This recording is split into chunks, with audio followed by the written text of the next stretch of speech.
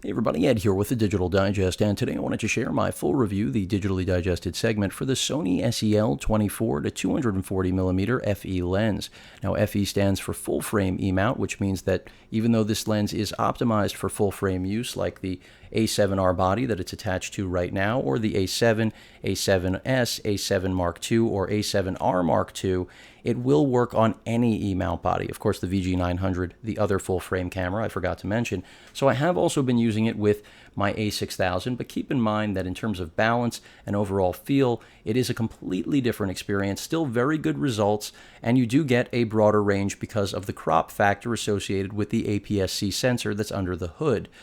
But again, in terms of balance, I definitely prefer it on one of the full-frame bodies, not only because it's where it belongs, but also there is much better overall balance on the weight, especially with the new generation. The A7 Mark II and A7R Mark II are bigger bodies with both the regard to the actual physical footprint, the grip size, as well as the actual weight and overall feel. So I think that that's a very good match specifically for this, at least I would say one of the latest lenses in the FE lineup, this alongside the 28mm wide angle, which is also a very affordable piece of glass that I'm in the process of reviewing.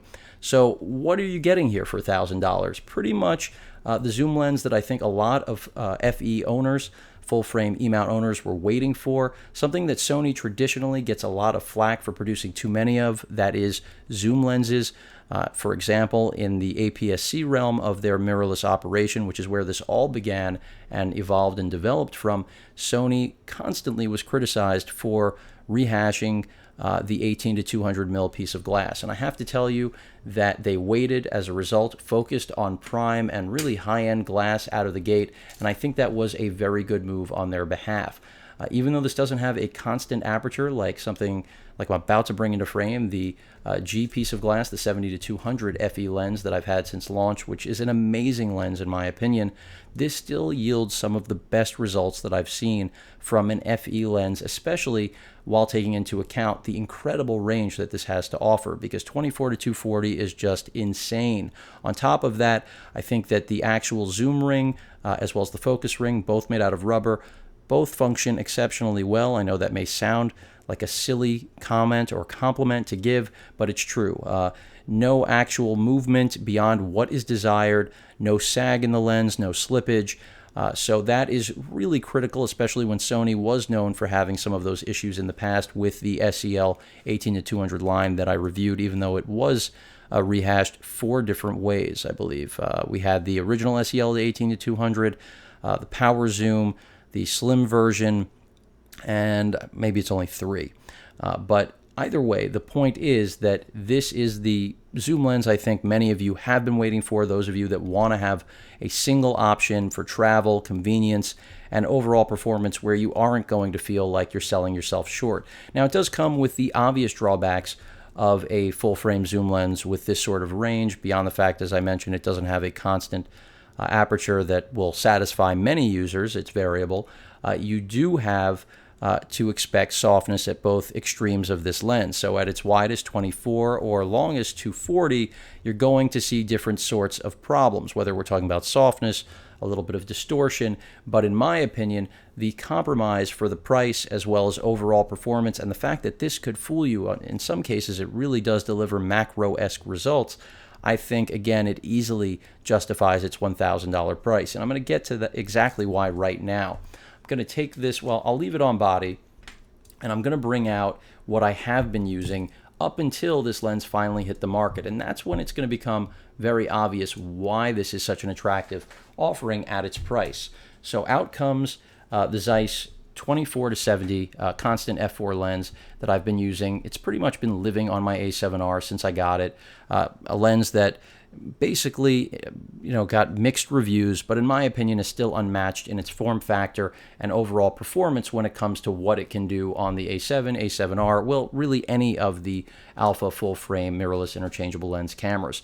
So 24 to 70, part of our 24 to 70 range here, and then to balance it out, the 70 to 200. And this is where things get really expensive, because between the two of these lenses, you're already well over $2,000. This lens, $1,499. The Zeiss glass, I believe, $11.99.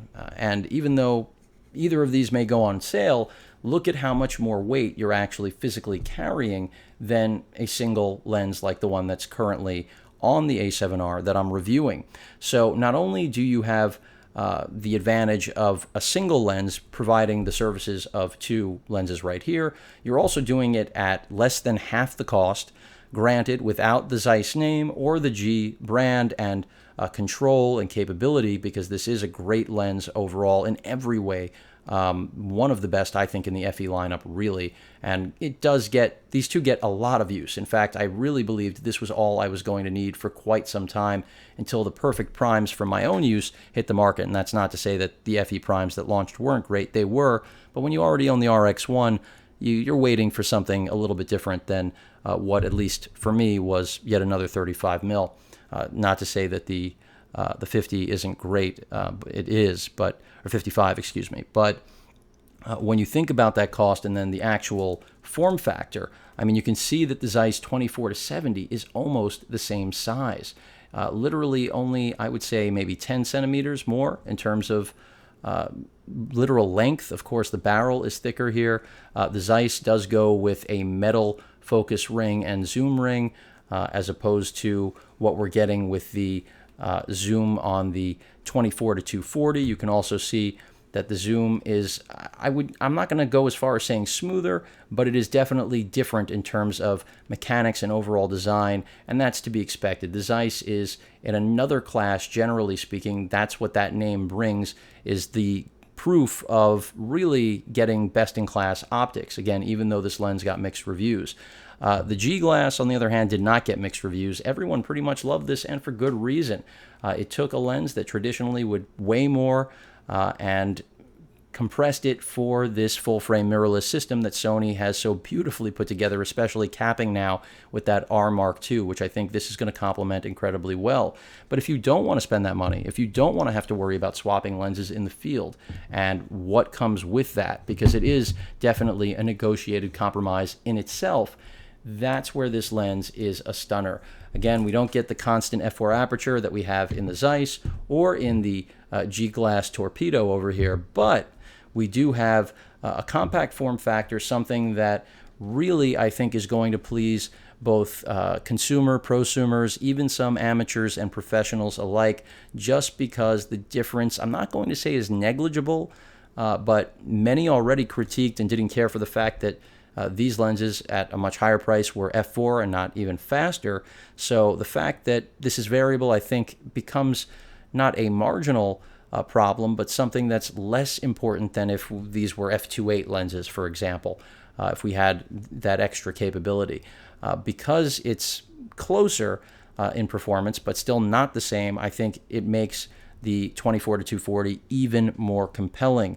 And I can't reiterate enough that at the price, Sony knows exactly that they're making this for a different consumer, or for the same consumer that owns both of these but has a different agenda on any given day. For example, as I mentioned before, when it comes to traveling, I can't really think of a better piece of glass to have live on your camera for a trip if you're looking to travel light. Granted, this lens is heavy, construction is excellent, and I expect nothing less. Again, it really does seem to mirror what I have experienced with the SEL 18-200 line in the APS-C world, which has been nothing but less than stellar. Of course, I've had my preferences.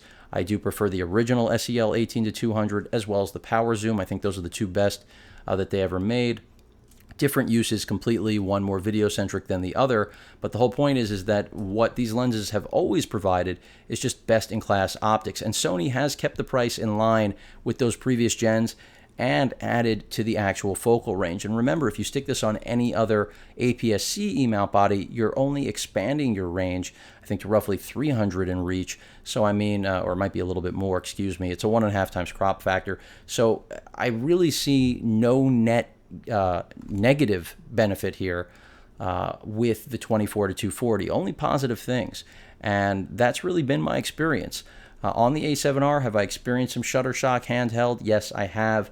A tripod generally will resolve that, but of course with the A7R Mark II, that's not going to be an issue with the electronic shutter. But again, I cannot reiterate enough that for $1,000, this is Really a great value lens, as is the 28 mil that I've been using at 450. And that's what both of these offerings, both this and the 28, are all about. They were creating more affordable, very solid performance lenses as opposed to the expensive high performance glass that Sony made sure to furnish with all of the first gen bodies, because they knew that the only way anyone was going to absorb the high cost that the A7, A7R, and A7S had to offer, other than using third-party glass or Sony full-frame glass that was not from the mirrorless realm, was really to lean on the native first offerings, and they knew that pros were going to want the best and were willing to pay for it. Now that the original A7 is on clearance pricing, of course, and the R is soon to be even more discounted, that's where I think a whole new market is born for the full-frame mirrorless world. And even though all of these new cameras, the A7 Mark II and R Mark II, are great offerings and really bump up what we have come to expect from Sony with mirrorless DI in the full-frame realm, now we have affordable options that simply didn't exist in the first gen. And that was Sony's business strategy. They've been doing that time and time again now for several years in their DI division, and it's been working, and for good reason. They are listening to consumers and responding accordingly. And this lens reflects that. I mean, they stayed away from the zoom because that was, as I mentioned at the beginning of the video, one of the biggest gripes that general professionals, every range of consumer, had about their lens manufacturing. They would say, why are you making more 18 to 200s? You could be making more primes that would appeal to more consumers. At the APS-C level, pros weren't shooting with that. So Sony really didn't see that as a strategy, even though they did make a pretty good amount of primes. Don't kid yourself. But here, they really took a completely different approach from the ground up with the full-frame realm. And that's why, as I mentioned earlier, they started with the expensive glass and worked their way down. And I think that was smart because now, as I mentioned, we now have discounted high-quality bodies that not everyone needs. The A7 Mark II with its 5-axis stabilization, or the R Mark II with the 4K internal video capture, or even the S, which is now going to get discounted with its external 4K video capture, incredible low light capability. So all those first-gen cameras are going to be a steal when paired with this, or the 28mm, and I really think that's a sweet spot for any value-oriented user. But again, anyone looking for convenience, a single all-in-one lens solution will not be disappointed with the 24-240. Its optical steady shot on board really does provide, or turn it into, a fantastic video lens, much like the 18 to 200s before it in the APS-C realm. And that's why I keep likening it to it. It's not just the build quality, the look, the feel, the performance, but also that video optimized experience to really give you something that I feel most competitors don't deliver, especially at this sort of price, with this range especially, pretty much non-existent. So kudos to Sony for making an affordable zoom lens in the full frame realm, something they didn't have to do considering this is very close to the pricing that they were using for the APS-C world, and giving less focal range than what we're getting here for the full frame bodies. I'm not going to get into the profit breakdown on margins. That probably has something to do with why they were able to come in lower, and also, again, because they're listening to consumers at least on one level. I'm not going to say that on the R Mark II they're listening, but more so leading, and that's why they figured they can set the market, understandably. But again, as far as the 24-240 goes, I think it's a great piece of glass. I think the compromise is obvious with any zoom lens, no differently than it is with the two that I mentioned before that I've been using. And I think anyone who's considering the Zeiss and G-Glass pairing that I've been using now since launch really has to get this in their hands and test it first, because, as I mentioned, I don't think it's a negligible difference, but I think the convenience of keeping one piece of glass on is going to sway a lot of you. So if you're wondering, is it close enough? I'm going to say, if you're even questioning it, it is close enough, and I think it's a winner.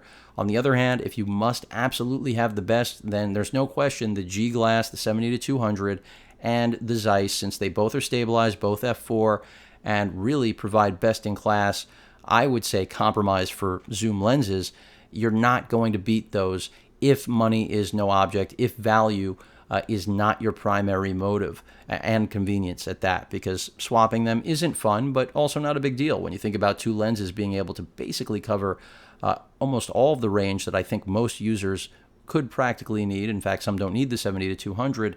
That already says a lot for how accomplished the FE lineup was in its first year of arrival. So a great lens. I easily recommend it to just about everybody. Again, hopefully this helps define which is right for you, whether it's to go with the single lens solution that's going to live on your primary or maybe backup alpha full frame body, or you want best in class, in which case you're going to step up to the Zeiss and G-Glass pairing, which I still love, but trust me, this has definitely called into question for me what I would rather own. And if I had to start over tomorrow, I probably would go with this single lens solution because of, again, the price difference, convenience. That in itself is enough to sway me, believe it or not, as much as I love both of these lenses. Now, considering I own both of them, I don't see myself giving them up to switch to this. But again, if I was starting fresh tomorrow, I would absolutely pick this up with the 28mm wide-angle $450 kit-esque lens, because I really don't see how you could possibly beat the optical performance, at least in terms of the testing I've done and seen across the web at this point. Those lenses, this and that wide-angle, are just really tough to beat dollar for dollar, ounce for ounce, when it comes to what you're attaching to your full-frame Sony mirrorless interchangeable lens camera. Any questions or comments, please feel free to post them. And of course, as usual, please feel free to subscribe. Later.